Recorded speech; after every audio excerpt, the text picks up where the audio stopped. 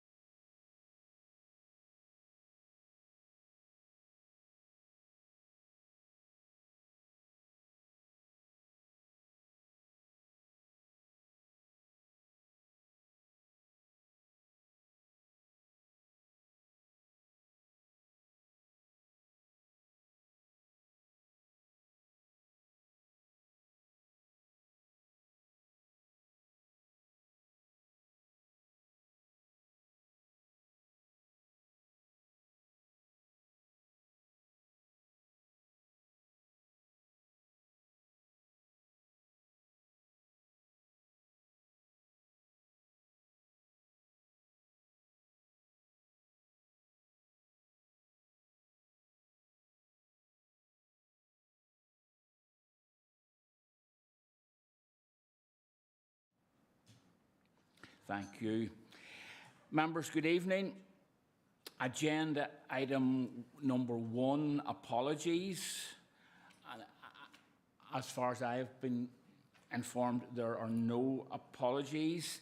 And can I advise at this stage, members, that we have Councillor Ashley Mallon and Councillor Alan Mulholland online. Agenda item 2, any declarations of interest, members?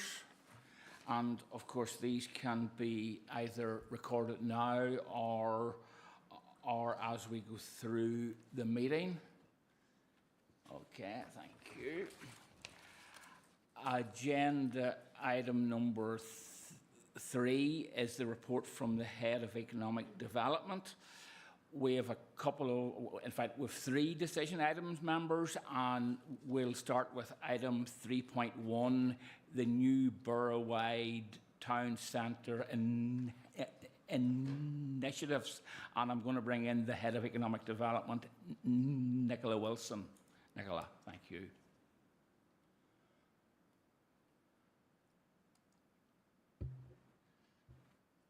Thank you, Chair, and good evening, members. Item 3.1 is the borough-wide Town Centre Initiatives report, and there are 3 recommendations within it. The first one is it's recommended that the design and installation of 20 shop local banners across each of the 5 Tier 1 town centres to promote key council messages and enhance town centre visibility be approved, and the removal of 33 existing COVID-aware window stickers and the installation of 10 new window graphics in derelict properties within the Tier 1 towns to improve aesthetics and support local economic activity be approved, and that finally a total budget allocation of £25,000 from the Economic Development Services budget for the financial years 25-26 and 26-27 to deliver both initiatives be approved. Okay, thank you for that, Nicola. Members, I have a couple of members. First of all, Councillor Joy Ferguson. Thank you, Chair, for bringing me in, and thank you to Nicola and the team for bringing this report. It is good to see this report come through, and I think we do see a good level of idea generation and innovation from the economic development team, so thank you for that. My question relates to the 20 shop local banners, and firstly I would like to ask the opinion of the economic development team on the marketing impact of shop local banners and how that would provide a return on investment for this level of spend. And also then just to ask around the locations of the shop local banners. Some of the locations of these banners, particularly in Banbridge, are at roundabouts that are covered in weeds and are drastically untidy. And if we are trying to make an impression through the shop local banners, these roundabouts would need to be tidied. Specifically Tesco's roundabout in Banbridge and also the Dromore Road roundabout. They're DFI owned, and I would like to make a proposal that in conjunction with this project we do write to DFI and ask them if they can tidy these roundabouts, and I'm sure my Armagh colleagues would probably have some suggestions on their own areas where the flagpoles are located. So just for clarity, Chair, so it's just one question to the Economic Development team on the impact of the shop local banners and a return on investment on that. And then the second is a proposal to write to DFI to collaborate with Council on this project to ensure that those roundabouts that contain shop local flags are tidy and rid of weeds. Thank you. Okay, thank you, Councillor Ferguson. And I guess just before I bring Nicola or the team in, just for clarity, are you proposing that we adopt the paper that's in front of us?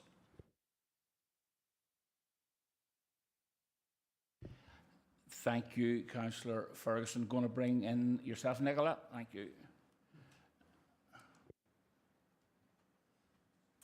Thank you, Chair, and thank you, Councillor Ferguson, for your question. This is a pilot initiative for us. It's the first time we have done anything sort of in the recent past in terms of economic development of this nature. So we are very keen to measure the return on investment, and we anticipate that coming through our footfall counters in our town centres, the number of people coming in to the borough. We'll also monitor it through our task forces that we have meeting every month in our town centres as well. We'll be encouraging the Chambers of Commerce to come forward and to give us stats where they can on turnover increases, footfall, what customers have been saying, what the feedback has been saying. So it's all quite soft measures at this stage, so we can monitor that for a pilot. Once we get that data, and we can see that it's making an improvement, we can start to perhaps, and for the future rollout of the programme, start to put more, stronger economic measures in place to measure the return on investment. And in terms of the weeds, etc., I understand where you're coming from. But as part of this initiative, once we roll out past the council-owned infrastructure, we will be working with DFI colleagues to identify the LAMP standards that could be used and would be of benefit. And in that working together, we'll try to find a solution to the weeds and the overgrown pathways in and around those locations. Okay, thank you. Nicola, Councillor Ferguson, are you wanting back in for supplementary?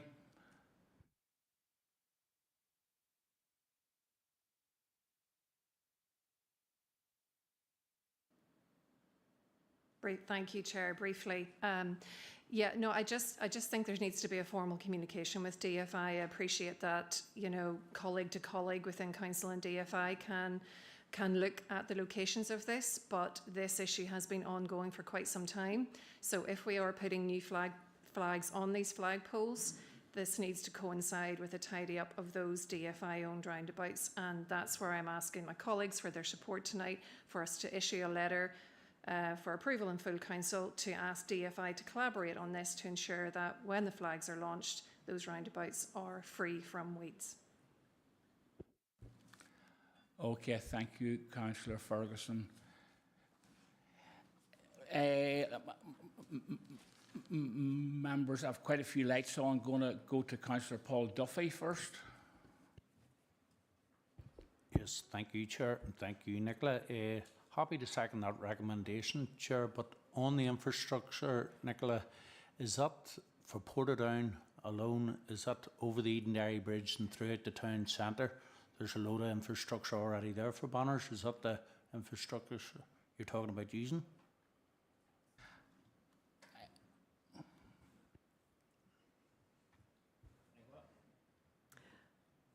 Thank you, Councillor Duffy. We're using the existing banners, and they are in Armagh and Banbridge.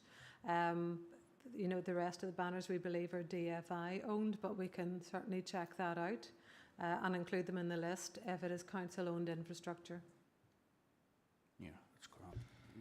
Okay, Nicola, thank you. And just Councillor Duffy, for clarity, were you seconding the paper in front of us, or were you seconding that we communicate with DFI?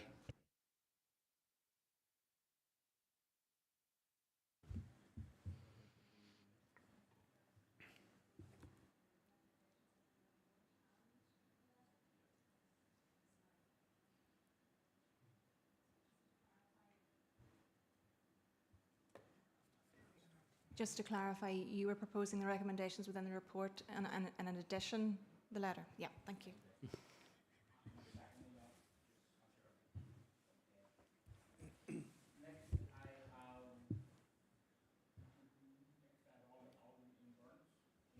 Thank you, Chair. That's just to back up Councillor Ferguson. I mean, there's no point in putting banners up when we're coming into the town when the first impression is weeds everywhere. And I think that perhaps even if you could ask if DFI could get people to sponsor the roundabouts, you see it in other places where businesses will sponsor them and take care of them because they don't want their name to anything that's not right. So it's a possibility that we could get somebody to sponsor these. But I mean, the approach is surely somewhere along the line the council can help or do something to try and tidy up. No point in us spending thousands, and in fact, in the like of Banbridge, where we spent millions on the town centre, and the approach to it, doesn't matter what way you come in, is terrible. Thank you. Okay, Alderman Burns, thank you for that. The next one I have is Councillor Kyle Savage. Thank you, Chair. Yeah, look, reading this report the other night there too, £25,000 is a lot of money to be replacing a few stickers and windows and one thing or another, and advertising going forward. Have you engaged with the chambers within the different town centres, and what has been their feedback? And we need to mark this going forward. It is a return on investment that we need to be clear on here, because at the end of the day, this is £25,000 of ratepayers' money that needs to be quantified going forward. I'm happy enough with the towns, the urban centres getting, but I want to see our rural villages getting a shake of this as well, and it's not in this, so I'm not happy with the report. Thank you, Chair. Okay, Councillor Savage, point very well made. Going to bring in yourself, Nicola. Thank you. Thank you, Chair. Yes, the Chambers of Commerce and Trade have been consulted, and yes, they are very supportive of this. And whilst the initiative is initially mooted for the Tier 1 town centres, it is proposed that the programme is extended to Tier 2 and subsequently Tier 3 areas, subject to the availability of funding. And we feel that this phased approach will ensure that the benefits will, we can monitor those and we can learn as we go along, and that we can have a better impact on the initial rollout, because we'll have a better understanding of what we're doing and what those opportunities are. So the intention is, as a pilot, looking at Tier 1 and then, subject to the availability of funding, extending it further. Thank you, Nicola, for that. Councillor Savage, you want back in again? Thank you, Chair. Yeah, thank you, Nicola, for that. We'll look on with interest to see what the monitoring is, and we will be watching this carefully, because we do need to make sure that there is a fair shake right throughout this council area. We're the biggest rural council in Northern Ireland. I do understand our urban centres need their bit, but also we do as well. It is a lot of money for a pilot project, in my eyes. That's my concerns, but they're on record now tonight anyway. But thank you anyway for your answers. Okay, Councillor Savage, your comments have been noted. Up next, Alderman Barry. Thank you, Chairman, and thank you to Nicola once again. I think other speakers have said it. Councillor Savage has just said it there in his contribution in relation to the 25,000. In principle, I'm happy enough with the different town centre initiatives. I'm happy with that. I am content with that. But £25,000 is quite a substantial amount of money, and I would suspect if the Chamber of Commerce were asked that we have a budget of £25,000, could you all come back with ideas as to how we could spend this amongst the two-tier towns? I don't believe it would have been banners. I don't believe it would have been banners. So have they been told about this, or have they been asked about it? There's a difference. And I would like to maybe dig into that a wee bit more, because the businesses that I speak to, and many of us speak to throughout the city and borough, are constantly lobbying us for initiatives and for improvements. And I don't think banners was one of them, but I'll stand to be corrected. So, in my humble opinion, if there was 25 grand being waived here for the two-tier towns, I would have thought that there would have been different avenues under that urban/rural ABC in relation to working with the Chamber of Commerce and coming up with schemes that they would probably think of in their own individual towns, because everybody has a different offering. Social media, TikTok, Instagram, all of that, and look at influencers and things like that. To me, that would have been a better way of spending 25 grand in relation to getting the message out to shop local, rather than a banner on a lamppost, with the greatest respects. But that's my own personal opinion. But I would really like more meat on the bone in relation to what all the different Chamber of Commerce has said about this. Were they told it was happening, or were they asked what their thoughts were, or to come up with proposals and ideas for town centre initiatives? Because I think this is what we need to be really doing. We need to be working in partnership with the town centres and seeing how we can help them. We have a great team that is helping them already. Councillor Savage did mention about the tier 2 and 3 areas, and I know Nicola has quite rightly responded, because I had seen that and I had written down my notes here last night about the availability of funding. So one will ask the question, Nicola, in your humble opinion, a time frame of how you would see this rolling out to the 2 tier and 3 areas, because I think it would be good to have consultation with other towns, especially the rural towns, in relation to what they feel would be best for their areas. Good luck with DFI, because in my humble opinion they don't exist. You'll be talking to the cows come home, and they'll be home and they'll be milked and back out again before you'll get a response from DFI. So I don't think we'll hold much hope out with DFI. We'd need to end up with brushes and shovels ourselves before you'd rely on them to clean the roundabouts. But all the best with it, but it'll not happen.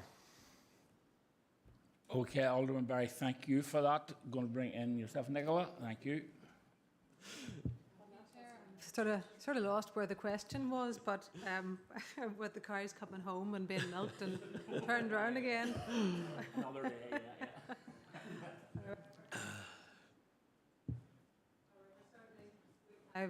day, yeah. We have consulted with the chambers through the task forces, but certainly we can go back out again and double check that this is what is required and what is wanted by the chambers, and bring back a further report. Alderman Barry, are you content at this particular stage with that? Okay. Next up, Councillor Flaherty. Thank you. Sorry, I'm not in my usual spot. Thank you, Chair. Some of what, I suppose, my notes, I said, somewhat been covered, but at the same time, maybe give me a few more questions. So if I may just go back down my thoughts here. Actually, it was Councillor Duffy did mention the infrastructure in Portadown. And see, it's phase 2. So Portadown is in phase 2 of this pilot rollout. So, and that is, as far as I was ever aware, because that's been in place a long time, Councillor Duffy, as you would know, the infrastructure that is on Edenderry Bridge, I was always led to believe was put there by council when those banners first went up. So surely that shouldn't be difficult if that's the case. Thank you for bringing that up, Councillor Duffy. The other thing is, just to clarify, you're saying Portadown is in phase 2 of this. That's included in this £25 budget. We're not. Okay, so that's okay. That's that. So we're a wee bit more guaranteed than some of the rural areas. Okay, right. Because that worries me a wee bit, that we're sort of saying now that we'll do this 25,000, and then we'll see what happens after that. But my colleagues have already covered that one. Secondly, I suppose, again, to come in on the back of Councillor Ferguson, I completely agree with her about this tidy up. In fact, you'll be aware we had our Portadown Craigavon Town Centre task force on, was it the 28th or so of August, and this issue was raised about, even our own environmental services, DFI, all those agencies need to be round the table like they were before. Some of us have been around the block here long enough to remember the original task forces where those sort of people, environmental health, the whole lot, were involved in it. And then if that was the case, we wouldn't now be sitting here. And I'm more than happy to support Councillor Ferguson in this, because these are the people we need to be talking about. Because I'm sitting here from 2016, and I remember an old colleague of ours, Councillor McCusker, back in the day, and his big bugbear was the M12 roundabout where you were coming into our borough. That is still the case. Now, I can tell you the cut and cleared around that lately, they nearly made it worse because it has brought all sorts of churn up, and you know, you're sort of like, okay, well, they've cut it. Okay, thanks, you've done us a favour. They've done the same here on Lake Road, and they've churned it all up and churned all the rubbish up. So we need all these people working together. Otherwise, we can put all the banners up we want. I don't think it will hit the mark with the Chamber of Commerce, certainly not the businesses that I've been talking to in Portdown. And I know it's 20 odd years from I was in business. But I know from talking to some of the business people in town, they talk to me about a shop front scheme. They talk to me about the front of their shops. They talk to me particularly, and I think it was Alderman Berry mentioned it, the way business is moving online.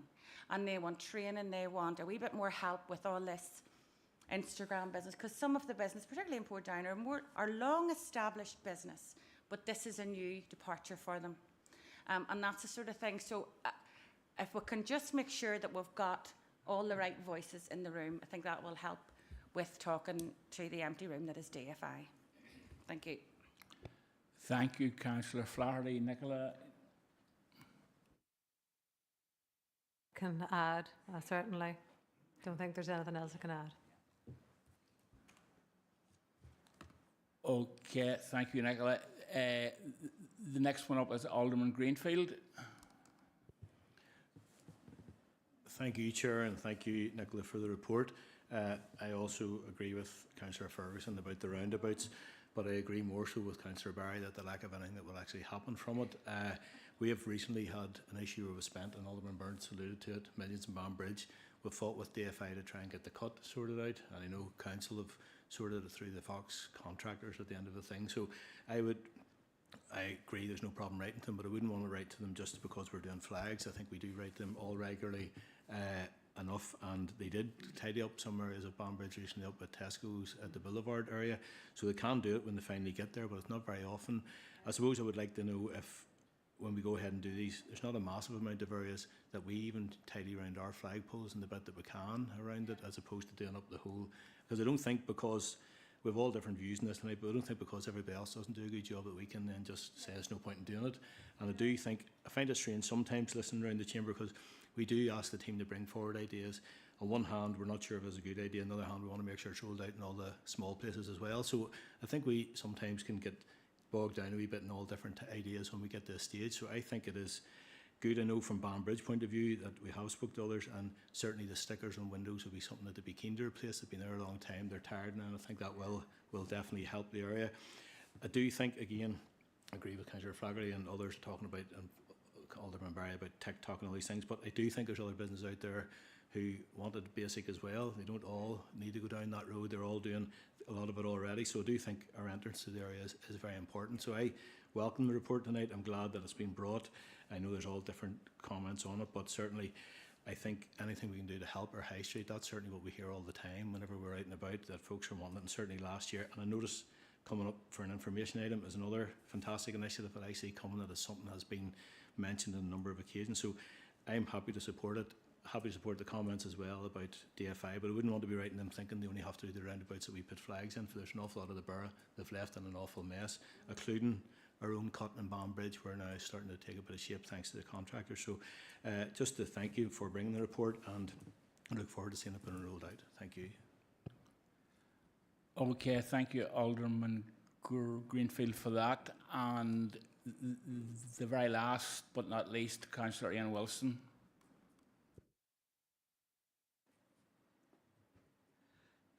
Thank you, Chair. It's really to sort of touch on what Alderman Barry raised on the whole social media platforms.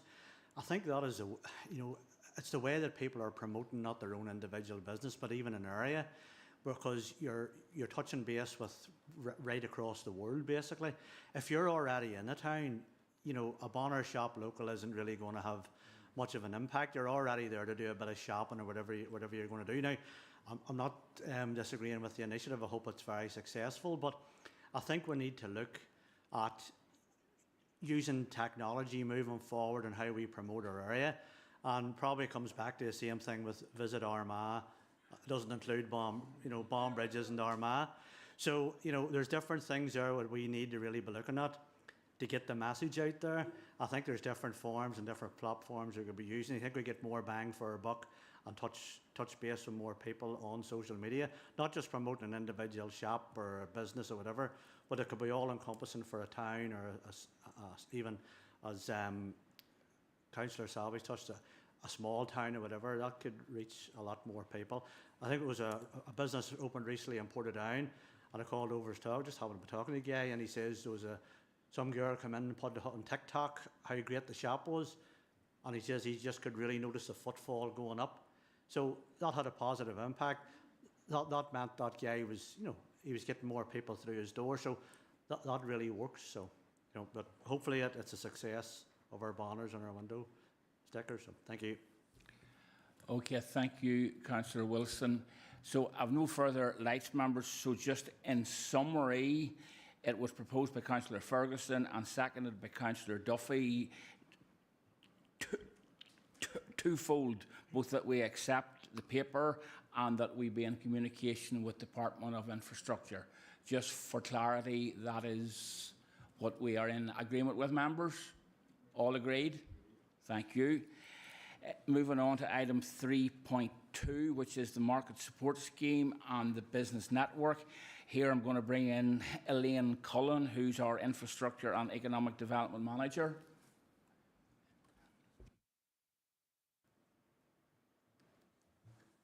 Thank you, Chair, and good evening, members.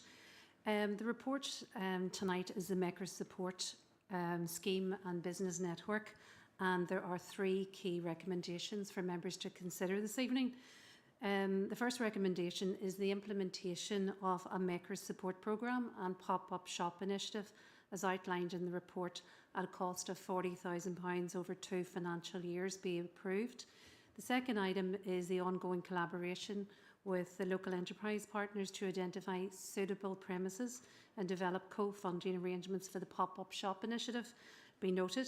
And finally, the establishment of a borough-wide business network for makers to promote collaboration, skills development and enhanced market access be supported. So happy to take any question, members. Thank you. Okay, Elaine, thank you for that. Members, it's a decision item. The first speaker, Alderman Barry. Thank you, and thanks, Elaine. Thanks for your report. Just a couple of wee questions, just to clarify. But this is just for Tier 1 towns. Is that what we're saying? So this is a night out for Tier 1 towns so far in the agenda of this business, because 2-tier and 2-3 doesn't exist.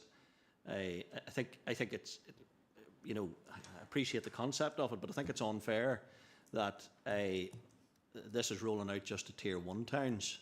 Tier 2 and Tier 3 does exist, and there's businesses there with less footfall than the Tier 1 towns. And I think, personally, my humble opinion, I would like to see probably it more evenly shared out and a bit of equality into the agenda in relation to the towns that are tiered, because we've already had a proposal and proposed and second here tonight in the previous business for Tier 1 towns for banners and promoting shop initiatives and shop local.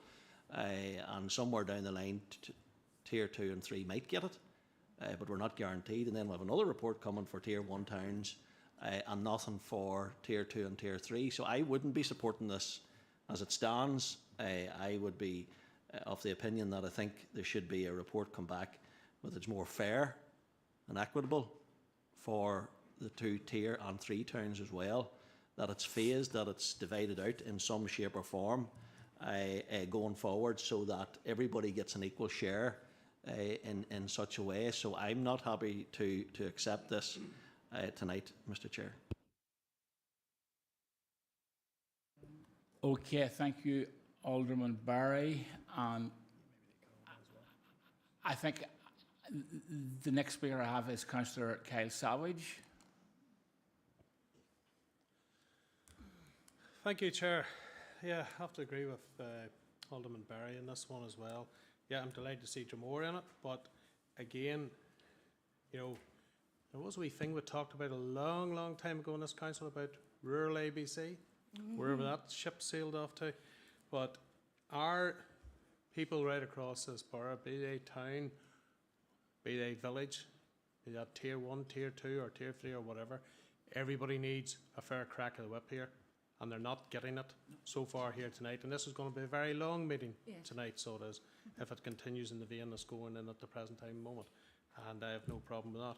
But I think this needs to be took away and thought out properly. Thank you, Chair. Thank you, Councillor Savage. Next up is Councillor Paul Duffy. Thank you, Chair. Just a quick question. On all the tier towns, do they all pay the same rates, the same value from tier 1 down to tier 2, tier 3? Okay, thank you, Councillor Is Duffy. it the same rates? It's just asking a question. I'm talking to the Chair. Oh, You want to talk members. through the Chair, Mr Barry? You talk through the Chair. Members, thank you. At this stage, I have no other comments or questions from members, so I'm going to bring Elaine back in, please.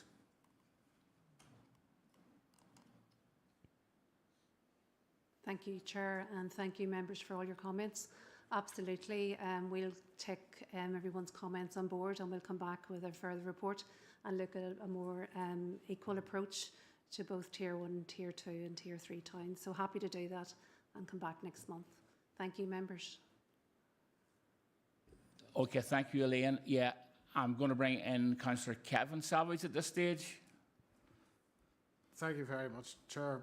Just a question, Lane. You're going to bring another report back, but the budget was still 40,000. Are we in danger of slicing this pie too thinly and ending up with nobody getting any benefit from it at all? It's just a concern I have that you know, there's different courses for different horses in our tier 1 towns. You know, the shops in all our towns and villages all have the same issues. But with this report here, you know, if we go down with £40,000 funding, we'll end up doing nothing and spend £40,000. So I think we need to be very careful on our direction of travel with this one, you know, because the one-size-fits-all approach doesn't work, and the, you know, one for you, one for me approach also doesn't work. So I think we need to be very careful in how we target this money, and that we don't dilute it so much that it turns out to be meaningless. So it's just some comments, Chair, on the way forward. Thank you very much. Okay, thank you, Councillor Savage. Going to bring very briefly Alderman Barry back in. Thank you, Chair, and thank you to Elaine. I appreciate that. I'm not saying that the 40,000 is divided between all the tier 1, 2 and 3 towns. I think what I would like to see would be a report brought back to see how that could be equitably done. Not that everybody get it, but that at least the rural areas can have some sort of slice of the cake in relation to it. It's interesting, Councillor Duffy's asking who pays rates and who pays big rates and small rates. I don't care whether it's a big business or a small business. Obviously Sinn Féin have a different view on that, but I'm there to fight for the rural businesses who pay rates as well, and it's all about equality. Okay, thank you, Alderman Barry. I have three more members to speak, and then I'm going to bring in the director. So very first up is Councillor Ferguson. Thank you, Chair. No, I'll be brief on this, and I just think our point from our party is that there has to be balance here as well. And I think really that's what's coming from the Chamber, from all sides. We want it to be equitable, but we can't be all things to everyone. So I'll be keen to see what options are brought back from the Economic Development team on that. But we need to be fair, but this has to be balanced as well. Thanks, Chair. Okay, thank you, Councillor Ferguson. The next up I have is Alderman Greenfield.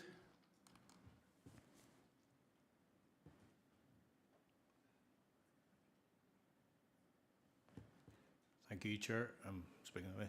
Chair, no, just for point of clarity.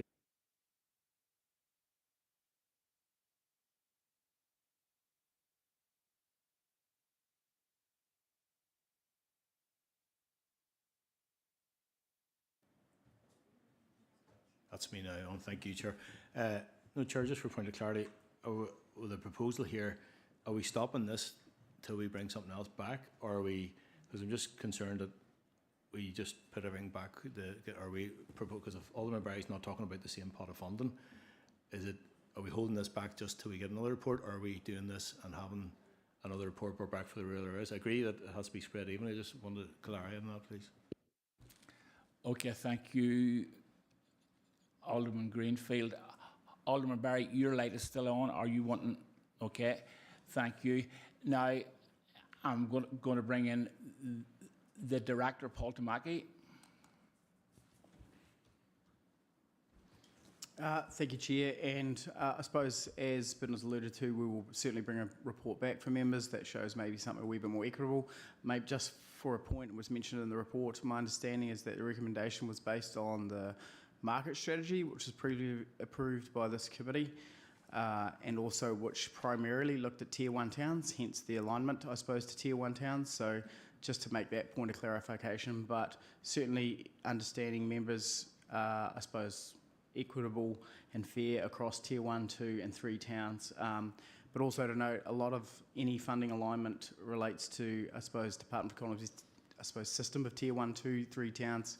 And so I know we've already talked about that at previous meetings, but certainly bring a report back. I think we hear members loud and clear in terms of that equitable spread of funding. So we'll consider that and bring it back to October committee. Okay, Paul, thank you so much. And just in terms of the governance around this, members, I have no further lights on, but in terms of the governance, do we need a proposer and a seconder to bring it back? If so, I have a proposal from Alderman Barry and seconded by Councillor Savage. Agreed, members? All right, thank you. Next, we move on to item 3.3, and that is the participation in Department for Science, Innovation and Technology Regulators Pioneer Fund. I'm going to bring Nicola Wilson, Head of Economic Development, in. Nicola.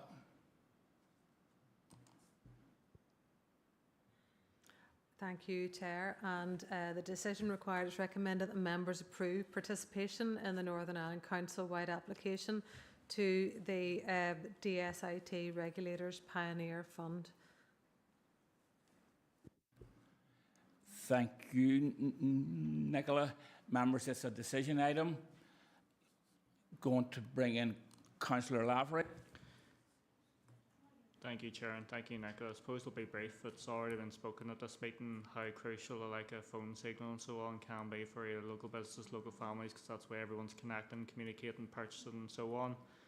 In the world, I know in Armagh our signal's not great at times, so maybe hopefully they'll come in there and have a good look at that area first. But I'd say there's a lot of areas in the Borough, who could do with signal improvement. So to get that underlying data to know where interventions need to be focused on all to bring everyone up to an equitable standard, urban and rural alike, I think it's positive going forward. So hopefully we can get a slice of this project instead, Chair. Happy to propose. Thank you so much, Councillor Lavery. So we've had it proposed and it's been seconded by Councillor Thomas O'Hanlon. Agreed, members? Thank you. Then with two information items, members, 3.4, New Enterprise Grant Fund and the Business Support Update. So basically information items, we take it as read that you have read them, and I'm basically saying, are there any questions or points for clarification? And I'm going to bring in Alderman Greenfield. Thank you, Chair. No, Chair, just on 3.4 to welcome this information item coming. I know something that many businesses have brought up. You will find out when you're out and about this year, as certainly those who have done your job before you have found out, there is some that don't be able to fit into a lot of different spots along the way for funding. And when you're out and about and you see the difference that some funding can make to very small businesses, it's fantastic. And I just want to thank them for bringing this report. I know it's something we've talked about before, and look forward to seeing it coming through. Thank you. I think it'll help our business. Thank you. Thank you, Alderman Greenfield. Up next, Alderman Barry. Thank you, Chair. And like Alderman Greenfield, I also like to welcome this, and I'd like to thank Nicola and her team, because the work that they do when we would send people her way and their way in relation to helping businesses, especially small rural businesses, it is invaluable. And I just want to pass that on, because so many times we get reports like this and it's good news, but in behind that good news there's people working it, and it's the team here, and it gives us confidence as members when we know that there's a team there that's supporting people when we pass them on. Thank you. Okay, thank you, Alderman Barry. Councillor Kyle Savage. Thank you, Chair, and thanks, Nicola, for this report here. It's great to see that the support is out there and the help and support that is there for the businesses right throughout. But I want to put on record too the Food Heartland event that there was at Kate's Bridge, and how wonderful a day it was, and it's great to see that local produce being promoted in the way in which it was, and the way in which council, the cookery demonstrations, and it's good to see the cookery catering van out on site, which is fantastic. But I must put on record must name, I don't like naming individuals, but Sarah McKnight for all the work that she done and making that happen, and we're very proud that we have someone like that in our team who's fighting hard for the Food Heartland and that. So again, but I just want that on record. Thank you very much. Yes, indeed, Councillor Savage, thank you for that, and certainly I also attended the event that you referenced, and there was huge praise for Sarah and and for the ABC team. So that was very, very heartening to hear. So thank them again, and well said, Councillor Savage. On 3.4, 3.5 members, I have no further lights in front of me. Moving on to agenda item number 4, which is the Head of Tourism, Arts and Culture report. We have one decision item at 4.1. I'm going to bring in Brian Johnson. Brian. Thank you, Chair, and good evening, members. So this report relates to the Northern Ireland Tourism Alliance. It was established in 2018 as an industry body really to advocate for tourism and hospitality businesses. We have been members of it since its inception, and the annual fee that we were paying was £3,000 per year, which hasn't risen. They've subsequently in recent times undergone a review in terms of the activity that they're delivering, and we have been very involved in that. So again, it's just to make sure that they are still fit for purpose. Dr. Joanne Stewart has presented to this committee a number of times in terms of the activity. So the recommendation before members again is that we renew the membership of £3,000 towards the running costs of the Tourism Alliance, and again with the commitment proposed for the next 3 years but kept under review. Thank you, members. Okay, Brian, thank you for that report, members. It is a decision item, so I need a proposer and a seconder. Proposed Councillor Liam Mackle, seconded by Alderman Barry. All in agreement, members? Thank you. Then moving on to we have information items at 4.2 and 4.3. So we'll take 4.2 and 4.3 first. So basically, I have 3 lights on at this stage, starting with Councillor Joy Ferguson. Thank you, Chair, and thank you to Brian for bringing these items of information. My question is specifically around Buskfest and the evaluation that you have here. I have spoken in this chamber on a number of occasions about evaluation of events, and particularly considering Buskfest is one of our signature events in our Tier 1 towns. I want to ask you, Brian, about the consistent methodology that you're using to evaluate these. I've lost count of the times I've raised evaluation of events, and what you have here does not amount to an evaluation. And I'd like to get to know what your plans are, longer term plans for evaluation, particularly of signature events like Buskfest and others that are in our major towns. Thank you. Okay, thank you, Councillor Ferguson. Go on to bring you in, Brian. Thank you. Thank you, Councillor Ferguson, for your question. And yes, I think with the larger events, there is, we have an established methodology, again, aligned to the place that they are, depending on car parking.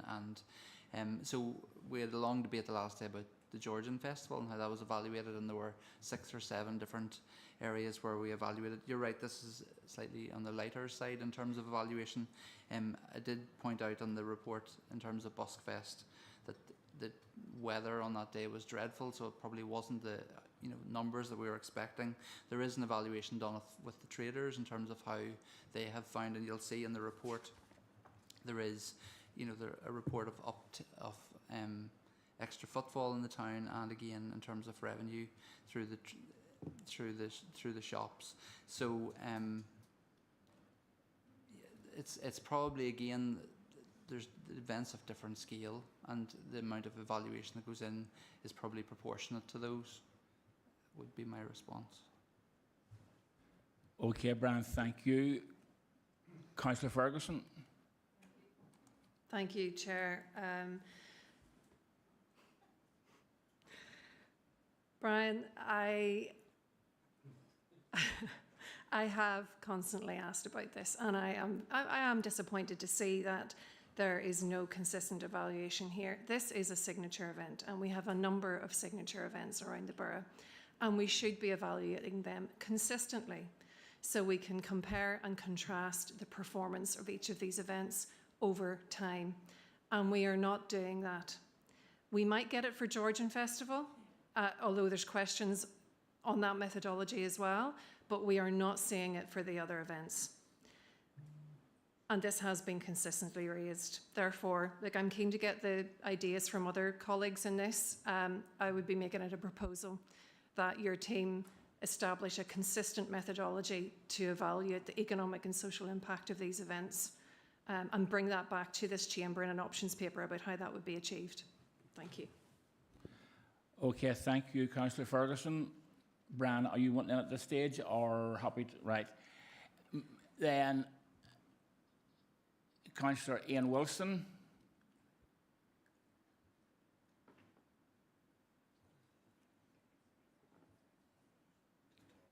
Hello. Thanks, Chair. Brian, this year the weather was absolutely atrocious for running any event. I'm sure your head was sore when you seen the weather forecast and how the day turned out. And I know the whole evaluation and that, the whole figures around it. But when you look where this event has come from the original old Banbridge Council, way before my time in any council, and how it has progressed, it sort of had a bit of a stutter halfway through, but now it is progressing, and you can see that with your own eyes about if it's a good day, the amount of people in the town and the bit of a buzz about. So, figures is all well and good, but you witness to see the people that's actually coming in to enjoy the event. And because the event is so enjoyable and successful, I think there is a real good foundation there to build on that. Has been spoken about in this chamber where each area should have a signature event and build on that. And I think with the Buskfest, I've said it before, you don't have to reinvent the wheel. You have something there that can be built on and progressed with. And it draws people in. I've talked to people right across Banbridge DEA who will come in that day and that evening to have the entertainment. I think moving the stage to the centre of the town was a good idea. It kept everything together. But I think there's a foundation there that we could build on and have like the Georgian event in Armagh, that the foundations is there for us to push forward and to make it an even better offering. And as I say, you witness with your own eyes from where this has come from to where it is now. It is a success, and I think we're building that success within Banbridge. So thanks, Brian. Okay, Councillor Wilson, thank you for that. Up next is Councillor Scott Armstrong. Yes, thank you, Chair, and thank you, Brian, for the report. I'm just going to comment on 4.2, sort of echoing what Councillor Wilson's saying. It is great to see the success of Buskfest and the Blues Festival, and there is positive feedback coming back from both of those events. We are showcasing the talent that we have within our borough, and it's very good to see. And the numbers speak for themselves. People staying in hotels and stuff like that, and it is a positive note. And hopefully these events continue to grow. But I do have one sort of feedback that I got from constituents, and I have raised it with you privately, Brian, on this. It's about what participants are wearing when they're participating and singing, doing their events. And we want these events to be age appropriate and family friendly and cross community. And I think that's brilliant. That's a brilliant way to market these things. So can you assure me that council will start looking at that and making sure that what people are doing is age appropriate, is cross community and is family orientated? So can you assure me of that tonight? Thank you. Thank you, Councillor Armstrong. Going to bring Brian in.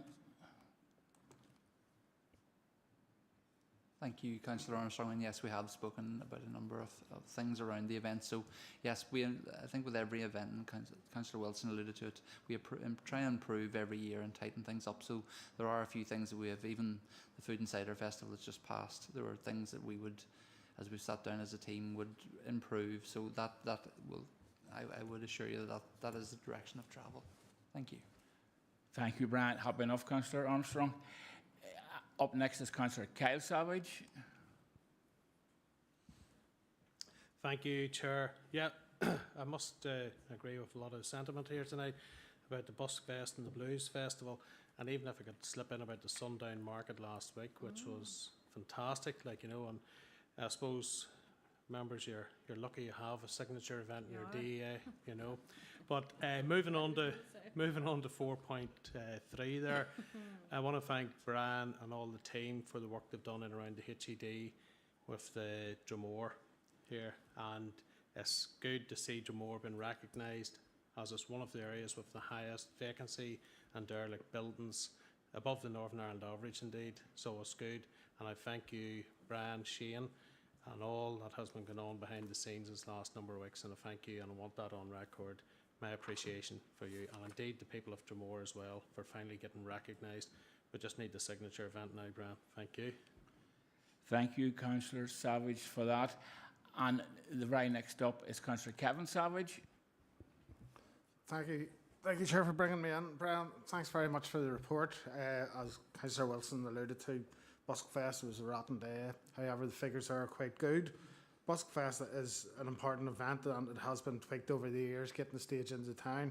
So, like, my evaluation of it is, you know, the feedback that we're getting from the traders, the residents of Banbridge, and the people who attend, as well as the musicians, and it has, in the main, been very positive over this last few years.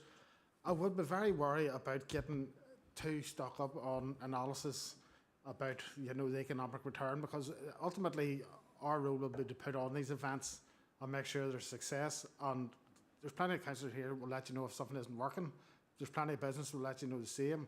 And I would be very cautious that we don't start over-analysing things and having staff spending their day getting economic data and looking at businesses. And so I'm worried about the cost of it, that we're going to overcomplicate things. You know, we know what works well, and the traders let us know that. So I would be very cautious about maybe agreeing some form of metrics without knowing the cost of it, how much it will cost to gather this information, because anything like this will have a cost.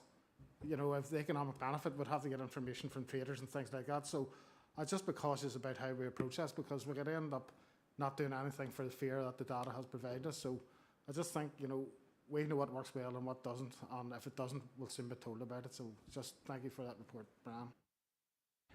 Okay, Councillor Savage, thank you for that. Brian, are you happy to note?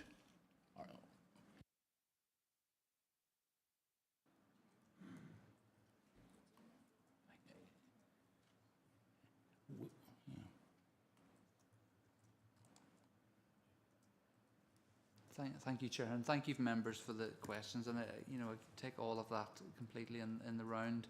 Just to say, you know, what we have seen, again, from working in the towns with events. You know, this year we found that with the Blues Festival, a number of the traders themselves got together as a grouping and dressed their shops, and you know, so that's what we're trying to encourage. We're trying to encourage, you know, more, and as Councillor Ferguson said, it's the economic, it's the whole social side of things as well. So that is something that we're aspiring to encourage. But no, thank you for the comments, and we will take the feedback. And again, to the point to Councillor Armstrong, we're always trying to improve with the events. If they stand still, they die. So I think we have to move forward. So thank you.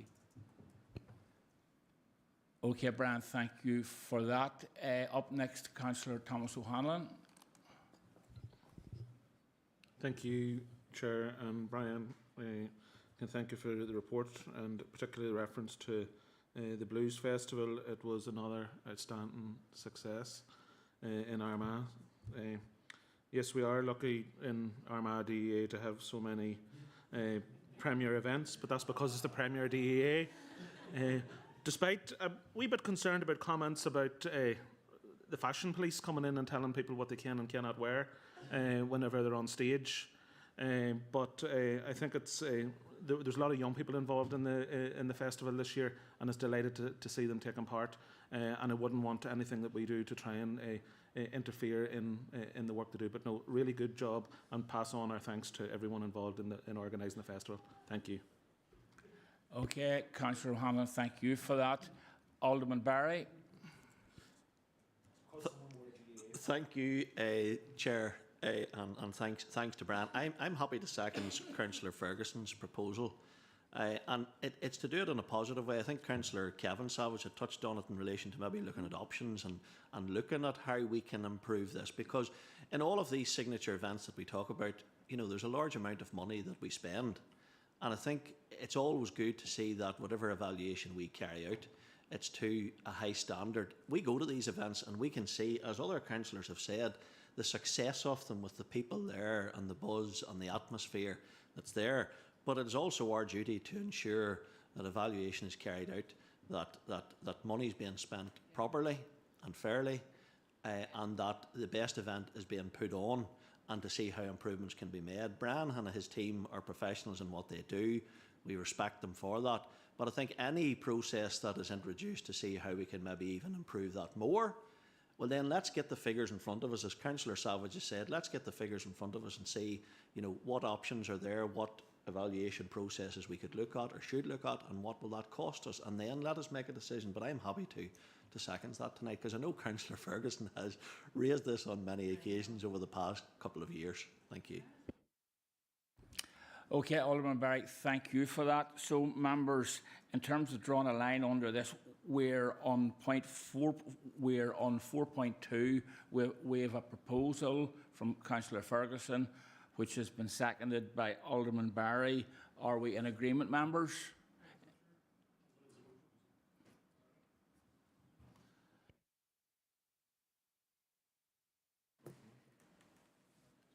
Thank you, Chair. Just bringing everything together, I think the proposal is to bring back an options paper to this committee to be able to improve or install a consistent methodology to evaluate our signature events in our towns. Thank you, Councillor Ferguson. Councillor Mackle, is that sufficient clarity? Okay, so Director, okay.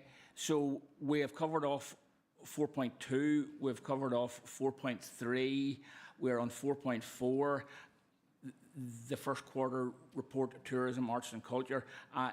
We have Vinnie McCann here this evening. I know maybe earlier we had talked about a couple of minutes, but a minute and a half perhaps, Vinnie, if possible, but thank you.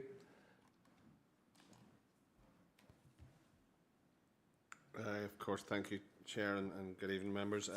Well, I'll do a quick swizz through then. This is the quarter report for the period April through to June. So it covers the Armagh County Museum, F.E. McWilliam Gallery and Studio, Marketplace, Moneypenny's Forge and Navan Centre. So it's been a busy programme across the board.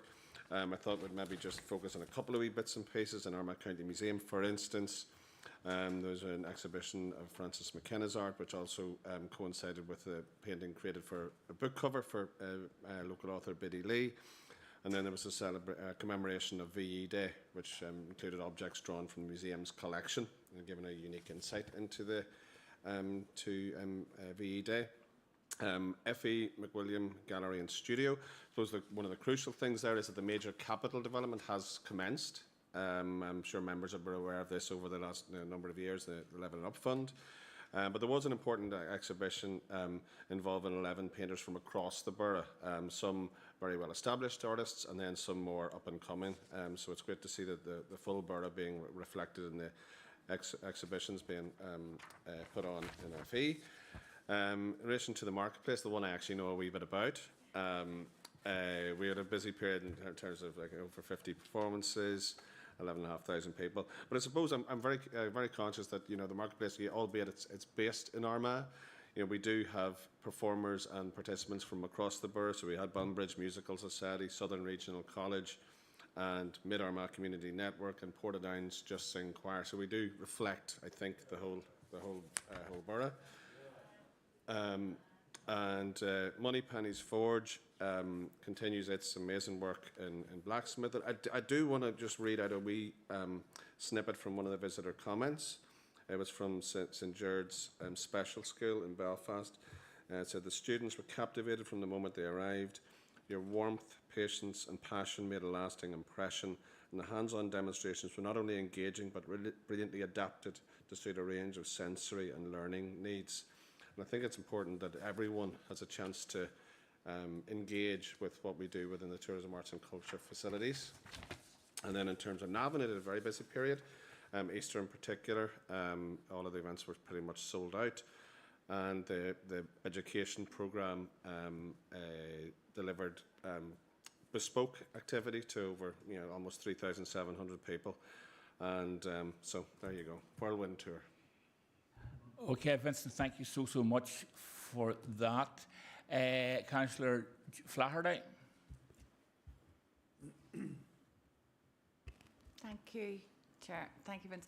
Funny, we've started a wee bit of a tradition in our house of going to something in the Marketplace Theatre at least once, maybe if we can be lucky twice a year, and whether it's comedy or whatever. And so you always have a great show. The place looks marvellous. The staff are wonderful, and all I can say is I just wish we had somewhere in this part of the borough that even come close to it, which perhaps comes into the next part of my question. This is and I know the boys down at Moneypenny's, they're fabulous. You couldn't praise them enough. Couldn't praise them enough. They do. It's clinker place. You know, sometimes I get a wee bit of a funny feeling about Navan Fort, but we'll just put that to the side. Again, I nearly don't want to ask. I'm really afraid after the evaluation discussion earlier, but like you're saying there about, it mentions about comment. So does everybody that comes through your doors get some sort of, like you say 100% there, 100% of comment cards were good. Like 100% of how many is, I suppose, without being too critical. And the other thing is, in all seriousness, speaking as a Portdown councillor, and I'm going to talk Portdown, Craigavon, in as far as Lurgan.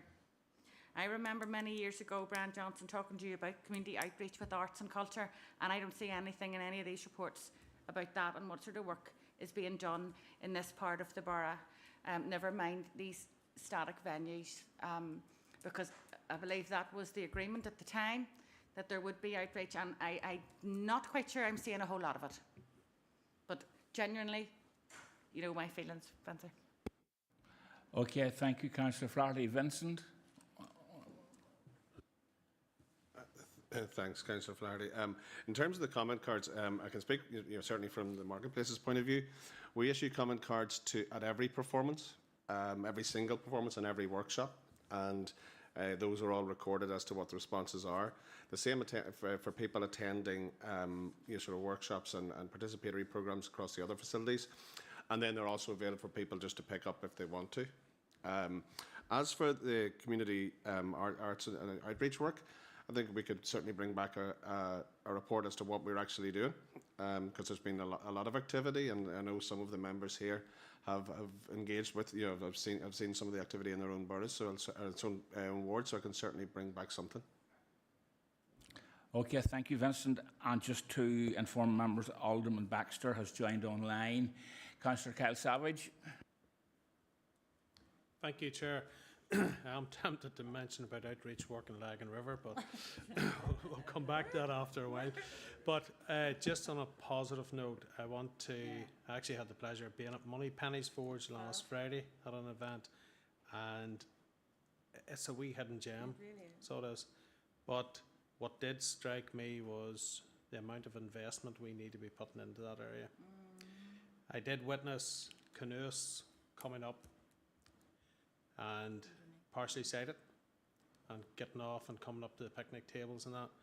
You know what, we could actually do a wee bit more. I know that's outside of this here, but just bringing it to the attention, and that's not even to mention the tree that's still in the river from the last storm. But no, I think it's the area we've got to invest in, these areas that are delivering for us. And I think that's important we do that, and Moneypenny's is one of those wee hidden gems. But thank you. Okay, thank you, Councillor Savage. Your comments have been noted. I have no other lights. Moving on, agenda item 5, correspondence. I'm not aware of any correspondence, members. Now, I have to seek a proposer and a seconder to go into committee for the consideration of confidential items. Councillor Ferguson, Councillor Armstrong proposed and seconded. And members and online viewers, in accordance with Schedule 6 of the Local Government Act, exempt information, we will now be moving into a confidential session of the committee.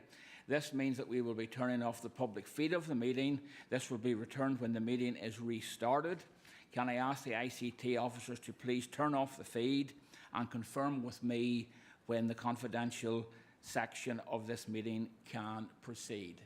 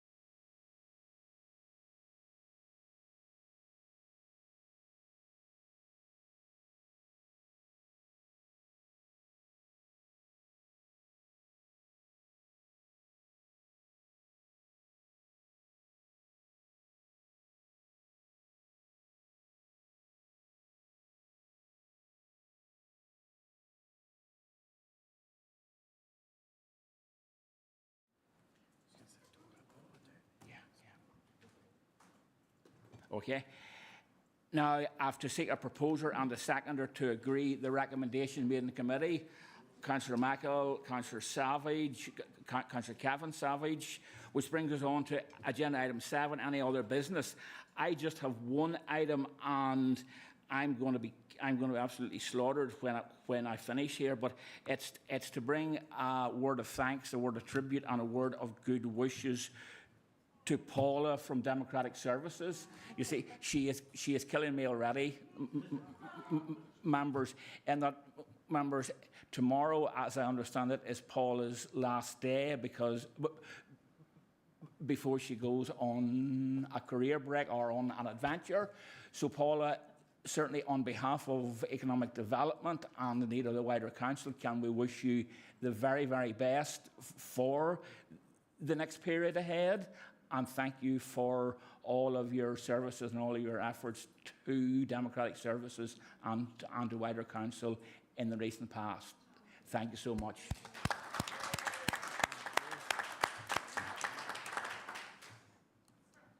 Councillor Ferguson. Chair, I just wanted to come in and echo that as well, particularly to Paula. Paula, you and I go back a long way. Shouldn't maybe say it, but we're going to 30 years ago. I know. So I just wanted to say all the best for your next adventure. Your efficiency in this council hasn't gone unnoticed. You've been a fantastic contributor to the council and everything, all of the cogs and in Democratic Services. So you will be very much missed, and all the best for Aussie. Thank you, Councillor Ferguson. Councillor Flaherty. Oh, no. It doesn't take much to set me off, and we will miss you dreadfully. On behalf of my party, thank you for everything you've done. But I have one concern, Paula. Who is going to look after the plants in Democratic Services? See you tomorrow. Bye. Thank you, Councillor Flaherty. Councillor Scott Armstrong. Yes, thank you, Chair. I'd just like to also echo the sentiments as well. You have helped me a lot in planning committee as well, so we got to know each other quite well. So thank you so much, and hopefully enjoy yourself. And Councillor Kevin Savage. Thank you very much, Chair. Paula, I want to wish you all the best for your time ahead. And from a personal point of view and a selfish point of view, you've been really best in planning. So, we'll have you in speed dial maybe, but all the best. Okay, members, listen, that draws the meeting to a conclusion. Thank you all for your input and so on. And we'll see you soon.